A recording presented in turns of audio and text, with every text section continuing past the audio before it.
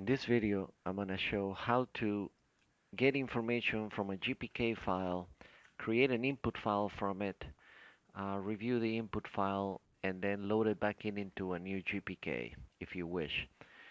First thing you're going to do is open coordinate geometry and go find the job that you want to investigate. You can put an operator code or not. Um, I'll explain that later.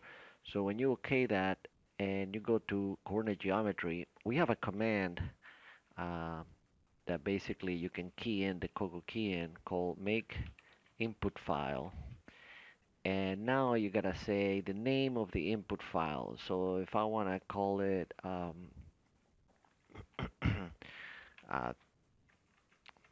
test, and I'm gonna create a job number for it. So I'm gonna give it job number 555, for example, dot I for input. And if you put in an operator code, you wanna type it in here. Otherwise, I'm gonna leave mine blank because I didn't. And now, what is it that you wanna create the input file from? You wanna create it from everything in the GPK, you type in all. A specific chain or profile, you say chain and the name of the chain. I'm gonna do all in the GPK, and then this should tell you that uh, what happened and what was generated. When you go back to your working directory, you'll see that file there. You can open it and you can review the whole file. At this point, if you want to make some edits, you can. And you see some profiles there. And so once that's been created, when you go back to Kogu,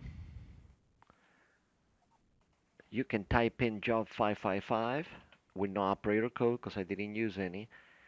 And it's going to ask if you want to create it. You say yes. And now it's just a matter of loading that input file, test. And the only reason it shows up is because I named it 555 with the extension .i. Okay, that's very important. And the operator code also comes into play here. If you log in with an operator code, it's not going to recognize this input file name.